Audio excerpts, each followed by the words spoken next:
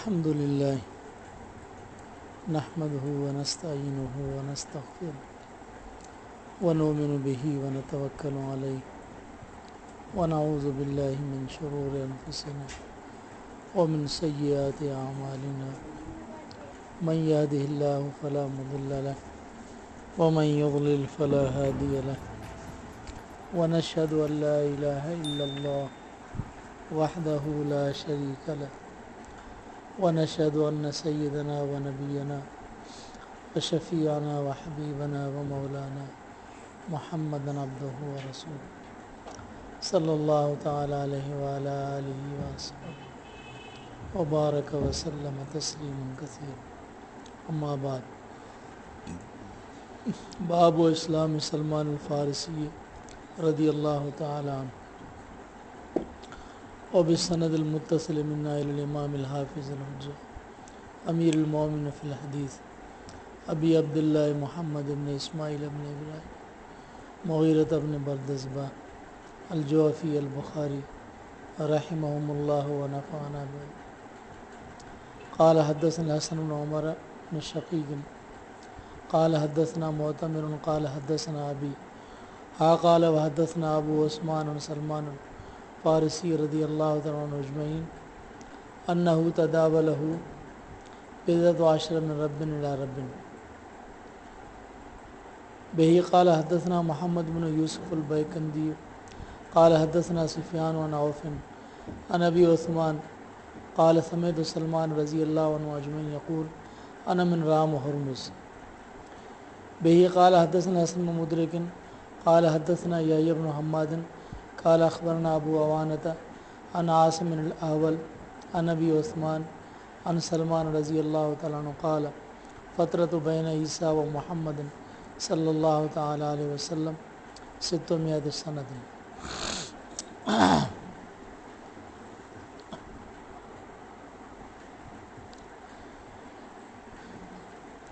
یہ حدیث جو باب آپ کے سامنے پڑھا گیا یہ بخاری شریف کے باب مناقب باب بدل خلق ماتات باب ہے، جلد اول سے صحابہ کرام اجمعین کے مناقب اس کے اندر بیان کیے ہیں. کتاب جو آپ کے سامنے صحیح البخاری، اس کو حضرت امام بخاری رحمۃ اللہ علیہ نے مرتب کیا احادیث کو. حضرت امام بخاری رحمۃ اللہ کی کتاب، اس کو اللہ جل شانہ نے بہت بڑی مقبولیت عطا فرمائی. جو چیز زیادہ مقبول ہوتی ہے اس کے اندر اس کی شخصیت کا، اس کی زندگی کا بہت بڑا اثر ہوتا ہے. اصل چیز جو مقبولیت کی وجہ ہے وہ حضرت امام بخاری رحمۃ اللہ کی زہد و تقویٰ اور امام بخاری رحمۃ اللہ علیہ کا خلوص وہ اس کے اندر شامل ہے. اسی برکت سے اللہ جل شانہ نے اس کتاب کو بہت بڑی قبول عطا فرمائی. فرماتے ما کان للہ یبقی، جو چیز اللہ کی رضا کی خاطر ہو وہ باقی رہتی ہیں. ما عندکم ینفد وما عند اللہ باق. تو یہ بھی امام بخاری رحمہ اللہ کے زہد و تقویٰ کی وجہ سے کہ پوری زندگی تقویٰ والی اور زہد والی مجاہدہ والی زندگی، اس کی برکت سے اللہ جل شانہ نے اس کتاب کو بہت بڑی قبول عطا فرمائی. خود امام بخاری رحمہ اللہ فرماتے ہیں کہ میں نے 6 لاکھ احادیث کے ذخیرے سے ان احادیث کو منتخب کیا بغیر تکرار کے. بخاری شریف کے اندر جو احادیث ہیں، علامہ ابن حجر مکی رحمۃ اللہ علیہ فرماتے ہیں 2513 حدیث ہیں بغیر تکرار کے. بعض نے کم و پیش لکھی ہیں، بعض نے ابن حجر پر اس مسئلے میں رد بھی کیا ہے، لیکن اکثر ابن حجر رحمہ اللہ کا قول اس کے اندر چونکہ سب سے بڑے شارح ہیں تو ان کا قول ہی معتبر ہے. تو 2500 کے قریب یہ بغیر تکرار کے احادیث کا مجموعہ. امام بخاری رحمہ اللہ فرماتے ہیں میں نے ما بین بیتی و منبری روضۃ من ریاض الجنہ، اس کو اللہ نے بڑی شان عطا فرمائی تھی، اس ریاض الجنہ کے اندر میں نے یہ حدیثیں لکھی ہیں. بعض نے کہا کہ حدیثیں مختلف جگہوں پر ان نقل فرمائی اور وہاں پر ترجمۃ الباب لگائے. بہرحال ان کو مرتب کیے. تقریباً 16 سال کا کا زمانہ گزر گیا، اور فرماتے ہیں میں نے جس حدیث کو جب لکھا وہاں ذکر کیا، جب میں نے غسل فرمایا، 2 رکعت نفل پڑھی اور استخارہ کیا، جب اللہ نے میرے ذہن کے اندر اس حدیث کا القاء فرمایا تو میں نے اس کو لکھا، اور اس پر ترجمۃ الابواب جو لگائے ہیں، فرماتے ہیں فقہ البخاری فی تراجم ہی، امام بخاری رحمۃ اللہ علیہ کا جو فقہ اور ذہانت یا ان کے فقہی مسائل ان کے تراجم سے واضح ہوتا ہے۔ انہوں نے ترجمۃ الباب کے اندر اگر اس کے مناسب کوئی آیت قرآنی تو اس کو بھی ذکر فرماتے ہیں، چونکہ یہ احادیث یہ وہی غیر مطلوع کے قبیلے سے ہیں، قرآن کریم وہی مطلوع ہے، اور جتنی بھی وہی غیر مطلوع ہے وہی مطلوع کی تشریح اور بیان ہے۔ وَأَنزَلْنَا إِلَيْكَ الذِّكْرَ لِتُبَيِّنَ لِلنَّاسِ مَا نُزِّلَ إِلَيْهِمْ وَلَعَلَّهُمْ يَتَفَكَّرُونَ۔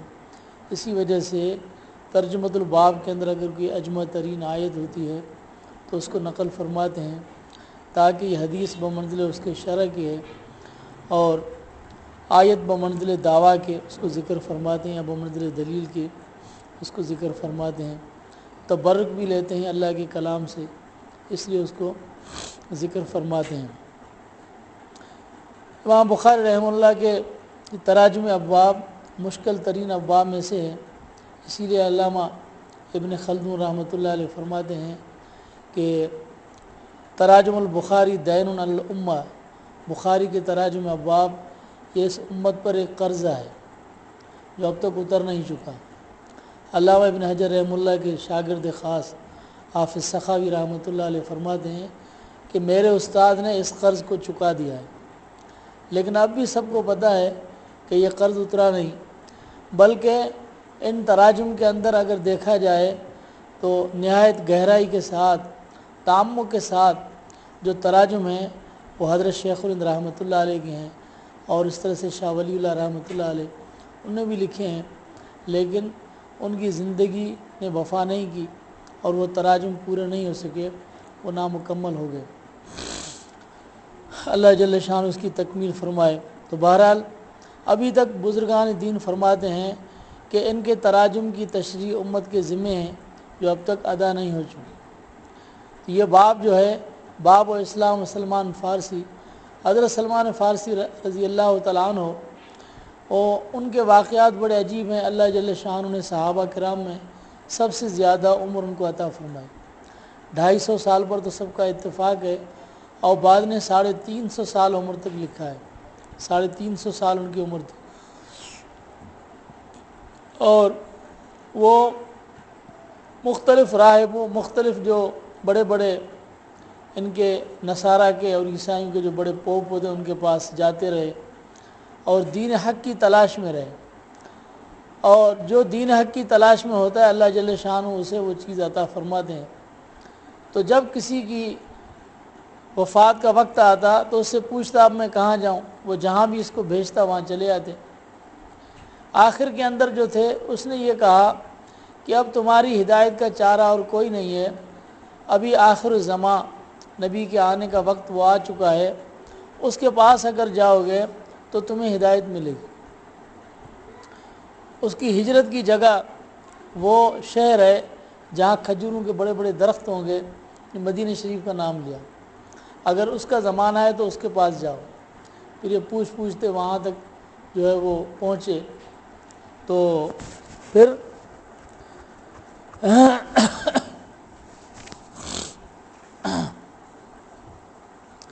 اس میں یہ ہوا کہ اس کو زبردستی غلام بنایا گیا، اور پھر ایک مالک کے پاس ہے، اس نے اس کو بیچ کے دوسرے کے حوالے کر دیا۔ اس طرح سے بکتے بکتے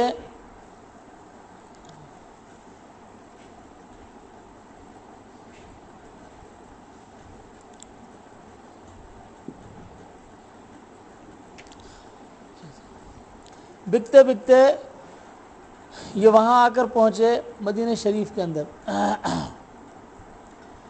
اور پھر انہیں علامتیں بتائی تھی کہ ایک تو علامت یہ ہے کہ اگر اس کے پاس جائیں گے اور صدقہ پیش کریں گے تو وہ صدقہ قبول نہیں کرے گا، اور اگر ہدیہ دیں گے تو وہ ہدیہ قبول کرے گا، اور اس کے عین پشت کے دل کے بالکل برابر پشت پر وہ مہر نبوت ہوگی۔ تو جب ان کو پتہ چلا رحمۃ اللہ علیہ وسلم کے پاس آئے تو ایک چیز کچھ پیش کی، کھجوریں وغیرہ یا جو کچھ تھا، اور عرض کی کہ یا رسول اللہ یہ صدقہ ہے، تو آپ نے قبول نہیں فرمایا۔ پھر دوسرے دن آئے اور کوئی چیزیں پیش کی اور عرض کی کہ یہ ہدیہ ہے، تو آپ نے قبول فرمایا۔ اس نے کہا باقی ایک علامت رہ گئی ہے۔ اٹھے اور ختم نبوت کی مہر جو دو شانوں کے درمیان تھی، دل کے بالکل برابر پشت کے، اس کو دیکھا، اس کو چوما، اس کے بعد اسلام لائے۔ اسلام کے اندر اتنے متاثر اور اتنے حضرت سلمان فارسی رضی اللہ تعالیٰ عنہ کا اسلام اتنا یعنی سخت تھا اور اتنا مضبوط تھا کہ جب کوئی پوچھتا کہ تم اپنا سلسلہ نسب بیان کرو تو حضرت سلمان فرماتے انا سلمان ابن الاسلام، میں سلمان ابن اسلام ہوں، اسلام کا بیٹا ہوں۔ یعنی اسلام کی برکت سے اللہ جل شانہ نے مجھے یہ چیز عطا فرمائی، اور یہ اس قبیلے سے تھا کہ جس کے بارے میں نبی رحمت علیہ السلام فرماتے ہیں لو کان الدین بثریا لنالہ رجال من فارس، اگر دین ثریا ستاروں کے پاس ہوتا تو وہاں سے فارس کے لوگ اس کو بھی حاصل کرتے۔ یعنی یہ بڑے مجاہد لوگ ہیں اور بڑے جہد اور مشقت والے، اللہ نے دین کے اندر ان کو بڑی کوشش اور محنت عطا کی ہے کہ دین کے ایک ایک مسئلے تک پہنچنے کی یہ کوشش کرتے ہیں، اس پر عمل کرنے کی کوشش کرتے ہیں۔ یہ حضرت سلمان فارسی اس کی قوم کے بارے میں ہے، بلکہ بعض یہ فرماتے ہیں کہ یہ پیشن گوئی حضرت امام اعظم ابو حنیفہ رحمۃ اللہ علیہ کے بارے میں ہے کہ وہ بھی زد قبیلہ جو فارس کا تھا اس سے تھے، تو گویا کہ امام اعظم رحمہ اللہ کے بارے میں پیش گوئی ہے۔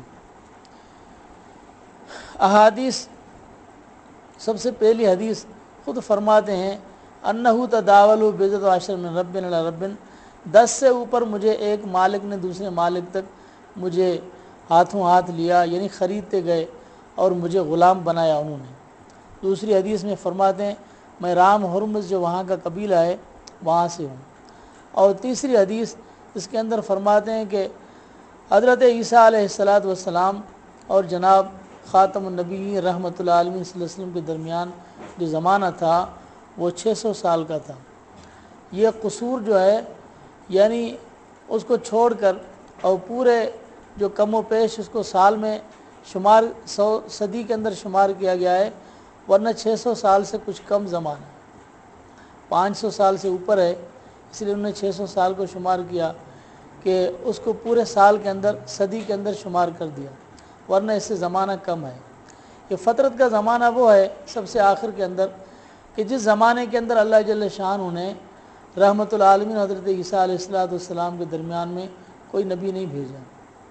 اب مسئلہ یہ ہے کہ اس سے پہلے جتنے بھی انبیاء علیہ السلام آئے وہ ایک دوسرے سے مسلسل چلے آ رہے تھے، تو یہاں پر درمیان میں اتنا زمانہ اللہ نے کیوں رکھا؟ اس کی وجہ یہ تھی کہ اللہ اپنے نبی رحمت العالمین صلی اللہ علیہ وسلم کی شان امت کو دکھلانے والے تھے۔ تو وہ اتنے شان والے ہیں کہ جس زمانے کے اندر بت پرستی اور جہالت اپنی انتہا کو پہنچ چکی ہو اور اخلاق کی حدیں لوگ پار کر چکے ہوں تمام، اور بتوں کے آگے گھٹنے ٹیک چکے ہوں اور دل اتنے سخت اور پتھر کے بن چکے ہوں کہ کوئی چیز ان پر اثر نہیں کرتی، اور دشمنیاں اور جنگیں 300 سال اور بہت بڑھ گئی تھی، تو اللہ نے ضلالت اور گمراہی کو یعنی پورے ظلمت کو اللہ نے دکھا کر اور پھر رحمت العالمین صلی اللہ علیہ وسلم کے منظر کو سامنے لایا۔ اللہ جل شانہ نے مکے کی وادی سے امام الانبیاء کو اللہ جل شانہ نے پیدا فرمایا تاکہ رحمت العالمین صلی اللہ علیہ وسلم کی محنت اور اس کی رحمت کی شان واضح ہو کہ اس کے آنے کی برکات کیا ہیں، برکات واضح ہوں۔ اس طرح اللہ فرماتے ہیں وَاعْتَصِمُوا بِحَبْلِ اللَّهِ جَمِيعًا وَلَا تَفَرَّقُوا وَاذْكُرُوا نِعْمَةَ اللَّهِ عَلَيْكُمْ إِذْ كُنْتُمْ أَعْدَاءً فَأَلَّفَ بَيْنَ قُلُوبِكُمْ فَأَصْبَحْتُمْ بِنِعْمَتِهِ إِخْوَانًا۔ یہ میرے رحمت العالمین صلی اللہ علیہ وسلم کی نعمت اور برکات ہیں جس کی وجہ سے اللہ نے تمہاری ساری ظلمتیں ختم کر دیں اور الفت اور محبت ہو گئی اور آپس میں بھائی بن گئے۔ تو رحمت العالمین صلی اللہ علیہ وسلم کے آنے تشریف لانے سے حسی اور معنوی نوری ایسا نور پھیل گیا کہ جس کی وجہ سے ساری ظلمات ختم ہو گئیں، اور کیسر و کسریٰ کے محل کے اندر زلزلے شروع ہو گئے، اور اللہ جل شانہ نے نبی رحمت علیہ السلام کے تشریف لانے سے پوری کائنات کے اندر انقلاب برپا کر دیا کہ اس کے آنے سے رحمتیں برکتیں آ گئیں۔ صحابہ کرام رضی اللہ تعالیٰ اجمعین کا خود ایمان لانا، اس سے بڑھ کر اور کیا معجزہ ہو سکتا ہے کہ وہ قوم جو اس سے کچھ زمانہ پہلے اس کی کیا نوعیت تھی، اور آپ صلی اللہ علیہ وسلم کے آنے کے بعد اور نبوت کے اعلان کے بعد صحابہ رضی اللہ تعالیٰ اجمعین کی دل کی کیفیت کیا تھی، ان کے دلوں کے اندر بجائے بت پرستی کے، دنیا کی محبتوں کے، اللہ رسول کی محبت، اپنی جان کو اللہ کے راستے کے اندر قربان کرنا، فدا کرنا، قرآن کریم کو سننا سمجھنا، دین کو پڑھنا اور مساجد کو آباد کرنا، اپنے دل کا تعلق اپنے رب کے ساتھ ملانا، ایسے اشخاص اور ایسی امت رحمت العالمین صلی اللہ علیہ وسلم کے صدقے اللہ نے ایسی جماعت تیار فرما دی کہ قیامت تک اس جماعت کا کوئی مقابلہ، کوئی ثانی ہو نہیں سکتا۔ ایسی جماعت جس کو ہم صحابہ کرام رضی اللہ تعالیٰ اجمعین کے نام سے یاد کرتے ہیں، اتنی بڑی جماعت کہ جن کے عمل کو اللہ نے قرآن کے اندر بیان فرمایا اور ان کو سرٹیفکیٹ بھی اللہ نے خود عطا فرمائے۔ اتنی بڑی جماعت کہ قیامت تک کوئی کتنا بڑا شخص ہو لیکن صحابہ رضی اللہ اجمعین کا مقابل نہیں ہو سکتا، کوئی کتنا ہی بڑا ہو۔ اگر امام احمد بن حنبل رحمۃ اللہ علیہ ایک رات کے اندر 100 رکعت نوافل ادا کرتے ہیں، امام اعظم ابو حنیفہ رحمۃ اللہ علیہ 40 سال عشاء کے وضو سے فجر کی نماز پڑھتے ہیں، لیکن ایک صحابی کے 2 رکعت نفل کے برابر وہ عبادتیں نہیں ہو سکتی۔ اس لیے رحمت العالمین صلی اللہ علیہ وسلم کے سینے کے اندر جو آفتاب نبوت روشن تھا، ان کی شعائیں براہ راست صحابہ کرام کے سینوں پر پڑی، وہ ایسے منور ہو گئے، ایسے روشن ہو گئے کہ کائنات کے اندر وہ نور اور روشنی کسی کے سینے کے اندر ہو نہیں سکتی، اتنے بڑے منور ہو گئے۔ یہ رحمت العالمین صلی اللہ علیہ وسلم کی برکات ہے۔ تو اللہ جل شان ان کی برکت سے ہمیں یہ علوم عطا فرمائے قرآن و حدیث کے۔ ان علوم کو لینے والے سب سے پہلے کون تھے؟ صحابہ کرام۔ قرآن کریم رحمت العالمین سب سے پہلے کن کو سنایا؟ صحابہ کو۔ احادیث سب سے پہلے کس نے سنی؟ صحابہ نے، اور پھر امت تک انہوں نے پہنچایا۔ وہ اس دین کے حاملین، مبلغین، کاملین و مخلصین، مومنین، جتنی بھی صفات ہیں سب کے سب سے پہلے اول جماعت، سابق جماعت صحابہ کرام رضی اللہ تعالیٰ اجمعین کی ذات کے اندر تھی۔ ان کی برکت سے اللہ نے رحمت العالمین صلی اللہ علیہ وسلم کے یہ علوم اور اللہ کے یہ علوم اور ان کی سیرت مبارک کا مجموعہ، ان کی عملی زندگی انہوں نے ہم تک پہنچائی۔ قیامت تک کوئی بھی، قیامت تک آنے والے انسان جو عمل کرتے رہیں گے اور کریں گے، صحابہ اجمعین کا امت پر جو احسان ہے وہ کوئی نہیں اتار سکتا۔ سب صحابہ کرام کے احسان اور ان کی برکات سے ہیں۔ ان کی برکت سے اللہ جل شان نے عطا فرمایا۔ یہ مساجد، یہ مدارس، یہ جتنے بھی ہیں، مساجد اس زمانے کی مسجد نبوی کی برکات سے ہیں، اور مدرسے جتنے بھی آباد ہیں اصحاب صفہ کی اس جماعت کی برکت سے ہیں جو چھپر کے نیچے بیٹھ کر احادیث کو پڑھتے تھے، جن کی زندگی کا مشغلہ یہی تھا کہ احادیث کو پڑھنا اور امت تک پہنچانا، اور جن کے سب سے بڑے سرخیل حضرت عبد الرحمن بن صخر ابو ہریرہ رضی اللہ تعالیٰ جن کو کہا جاتا ہے، وہ تھے جن نے امت تک اس دین کو پہنچایا۔ صحابہ کرام کی ایک بہت بڑی جماعت، فقیہ اور امت کے سب سے بڑے عالم، انہوں نے دین کو ہم تک پہنچایا۔ اللہ نے ان کو اتنا بڑا حافظہ عطا فرمایا تھا کہ انسان حیران رہ جاتا ہے۔ خود جناب سیدنا صدیق اکبر رضی اللہ تعالیٰ عنہ کا حافظہ اتنا بڑا تھا کہ اونٹوں اور گھوڑوں کی ساتھ نسلیں ان کو یاد تھیں۔ یہ قدوسی جماعت اللہ نے تیاری اس لیے فرمائی تھی کہ رحمت العالمین صلی اللہ علیہ وسلم کے سینے مبارک سے انفاس قدسیہ جتنے بھی ظاہر ہوئے ان کو امت تک پہنچانا اور ان کو پھیلانا۔ اور کیوں نہ ہو، جب اللہ کے نبی نے ان کے لیے دعائیں فرمائی اور آپ نے فرمایا نظر اللہ عمران سمع مقالتی فواق فعدہ کما سمع، فرب مبلغ اوا من سامن ورب حامل فقن الی من و افقہ من. اللہ جل شانہ اس مدرسے کو بھی آباد دائم و شاداب رکھے. اور جس طرح سے بخاری شریف کی پہلی حدیث انما الاعمال بالنیات، تو اللہ ہماری نیتوں کے اندر خلوص عطا فرمائے. سب سے بڑی چیز یہ ہے کہ نیت کے اندر خلوص ہو. جو بھی عمل کریں، علم پڑھیں، جو کچھ کریں، اس کا مقصد صرف اللہ کی رضا ہو. ساری چیزیں اس پر مرتب ہو جاتی ہیں، لیکن اصل چیز اللہ کی رضا ہو.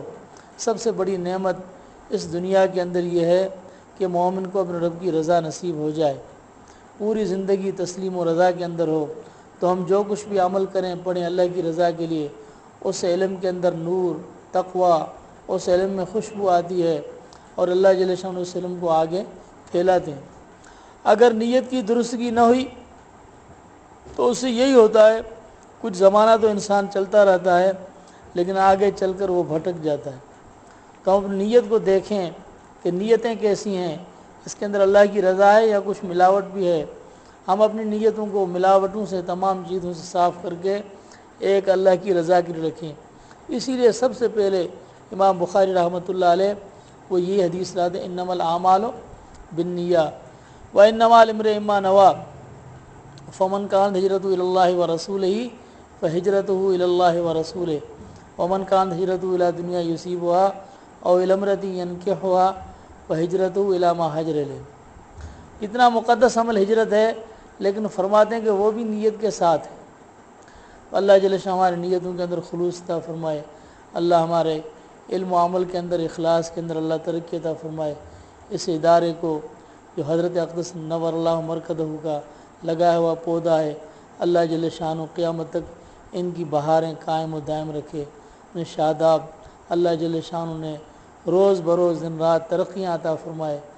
اللہ ہمیں حضرت اقدس نور اللہ مرکزہ کے نقش قدم پر چلنے، ان نے جو ہمیں عقائد و عمل کی راہیں دکھلائیں، اللہ ان پر چلنے کی ہمیں صحیح توفیق عطا فرمائے. ان کے فیوضات سے اللہ ہمیں مستفیض فرمائے. اللہ ہمیں سمجھنے عمل کرنے کی توفیق عطا فرمائے. آخر دعوانا الحمدللہ رب العالمین.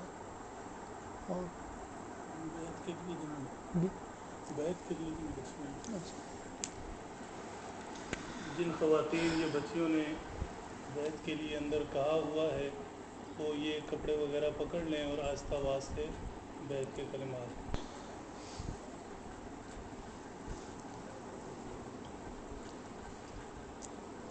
بسم اللہ الحمد للہ نحمده ونستعینه ونستغفره ونؤمن به ونتوکل علیہ ونعوذ باللہ من شرور انفسنا ومن سیئات اعمالنا من يهده الله فلا مضل له ومن يضلل فلا هادي له ونشهد ان لا اله الا الله وحده لا شريك له ونشهد ان سيدنا ونبينا وشفيعنا وحبيبنا ومولانا محمدا عبده ورسوله صلى الله تعالى عليه وعلى آله وسلم وبارك وسلم تسليما كثيرا. أما بعد فأعوذ بالله من الشيطان بسم الله الرحمن الرحيم. يا أيها الذين آمنوا اتقوا الله وابتغوا إليه الوسيلة وجاهدوا في سبيله لعلكم تفلحون. إن الذين يبايعونك إنما يبايعون الله يد الله فوق أيديهم ومن نكث فإنما ينكث على نفسه ومن أوفى بما عاهد عليه الله فسيؤتيه أجرا عظيما. اب جو میں کہوں آپ بھی ساتھ میں بولیں. اشہد ان لا الہ الا اللہ وحدہ لا شریک لہ واشہد ان سیدنا ومولانا محمدًا عبدہ ورسولہ. گواہی دیتا ہوں میں کہ اللہ کے سوا کوئی عبادت کے لائق نہیں، وہ اکیلا ہے، کوئی اس کا شریک نہیں. اور گواہی دیتا ہوں میں کہ ہمارے سردار اور آقا حضرت محمد صلی اللہ علیہ وسلم اس کے بندے اور رسول ہیں. میں نے توبہ کی شرک سے، بدعت سے، گناہوں سے. اللہ تعالیٰ کے احکام کی پابندی کریں گے، جناب رسول اللہ صلی اللہ علیہ وسلم کی سنتوں پر عمل کرنے کی کوشش کریں گے، گناہوں سے طاقت کے مطابق بچتے رہیں گے۔ میں نے بیعت کی وکیل صحابہ قائد اہل سنت حضرت مولانا قاضی مظہر حسین رحمۃ اللہ علیہ کے سلسلے میں۔ ہمارے حضرت اقدس نور اللہ مرکزہ شیخ الاسلام شیخ العرب والعجم حضرت مولانا سید حسین مدنی رحمۃ اللہ علیہ کے خلیفہ مجاز شاگرد خاص ہیں۔ حضرت مدنی رحمۃ اللہ علیہ سے ظاہری باطنی علوم حضرت نے حاصل کیے۔ اللہ جل شانہ نے ظاہری و باطنی استفادہ حضرت کو حضرت مدنی رحمہ اللہ سے عطا فرمایا، اور شیخ الاسلام رحمۃ اللہ علیہ کی شخصیت ڈھکی چھپی نہیں۔ حضرت فرماتے حضرت مدنی رحمۃ اللہ علیہ کی شخصیت وہ تھی جنہوں نے روزے مبارک کے سائے میں بیٹھ کر 14 سال عربوں کو قرآن و حدیث پڑھائی۔ اللہ نے اس کو بڑی شان عطا فرمائی، اور اپنے زمانے کے امام الاولیاء تھے۔ سندھ کے اندر ہمارے حضرت حالجوی رحمۃ اللہ علیہ، جب حضرت مدنی رحمۃ اللہ علیہ کا وصال ہوا، وفات ہوئی، تو حضرت حالجوی رحمۃ اللہ علیہ کو جب پتہ چلا تو مراقبے میں چلے گئے۔ مراقبے سے جب باہر آئے تو حضرت نے فرمایا کہ یہ ایسا شخص تھا کہ جس کے ہاتھ پر جن بھی ولی ہو گئے، جن کے اندر شرارت زیادہ ہوتی ہے وہ بھی اولیاء اللہ بن گئے۔ حضرت مدنی رحمۃ اللہ علیہ کی برکات بہت زیادہ تھی۔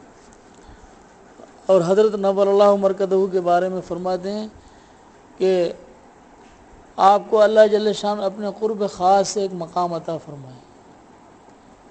کتنی بڑی بات ہے۔ تو حضرت فرماتے ہیں کہ انسان کے اندر ایک جسم ہے، ایک روح ہے۔ اصل انسان روح کا نام ہے، جسم کا نہیں۔ انسان کھاتا پیتا ہے، چلتا پھرتا ہے، یہ سب روح ہے۔ جس طرح جسم کی غذا ہے اس طرح روح کی بھی غذا ہے، اور روح کی غذا جو وہ اللہ جل شانہ کا ذکر ہے۔ جس ذکر کی برکت سے روح کو زندگی حیات ملتی ہے، اسے اللہ کا قرب اور محبت نصیب ہوتی ہے۔ حضرت 6 تسبیحات بیان فرماتے تھے۔ سبحان اللہ سبحان اللہ سبحان اللہ ایک تسبیح، الحمدللہ الحمدللہ الحمدللہ ایک تسبیح، لا الہ الا اللہ لا الہ الا اللہ ایک تسبیح، اللہ اکبر اللہ اکبر اللہ اکبر ایک تسبیح، اور استغفار، استغفر اللہ الذی لا الہ الا هو الحی القیوم واتوب الیہ، اور درود شریف۔ حضرت فرماتے درود شریف اللہ کی رحمت کا خزانہ ہے، اور جہاں درود پاک پڑھا جاتا ہے وہاں اللہ کی رحمت کے فرشتے ہوتے ہیں۔ اگر روز مبارک پہ پڑھا جائے تو رحمت اللہ عالمین فرماتے میں خود سنتا ہوں۔ تو حضرت فرماتے سنی مسلمان کتنا خوش نصیب ہے کہ روز مبارک پر جائے، اس کی حاضری ہو، اللہ ہماری حاضری بھی قبول فرمائے۔ تو جب جائیں اس نیت کے ساتھ، اس عقیدے کے ساتھ کہ آپ صلی اللہ علیہ وسلم ہمارے درود و سلام کو سنتے ہیں، جوابی عنایت فرما دیں۔ کتنی بڑی سعادت ہے، اللہ ہمیں بھی نصیب فرمائے۔ اور جو دور سے پڑھے تو وہاں اللہ کی رحمت کے فرشتے ہوتے ہیں کہ آپ صلی اللہ علیہ وسلم فرمایا کہ مجھ تک پہنچا دیں۔ من صلی علیہ عند قبری سمیت ہو ومن صلی علیہ نائی نبلغ، یہ 6 تسبیحات صبح و شام پابندی کے ساتھ۔ جو طالبات ہیں تو وہ ایک وقت پڑھیں، ایک وقت ان کے لیے کافی ہے۔ ایک وقت کے اندر اگر ہو سکے اس میں ذات اللہ کا ذکر 500 سے 1000 بار تک کریں۔ اللہ جل شانہ مجھے بھی عمل و استقامت کی توفیق عطا فرمائے۔ اللہم صلی وسلم وبارک علی سیدنا و مولانا محمد وعلی آلہ وسلم۔ ربنا ظلمنا انفسنا اغفر لنا وارحمنا لا الہ الا انت سبحانک اللہم تقبل۔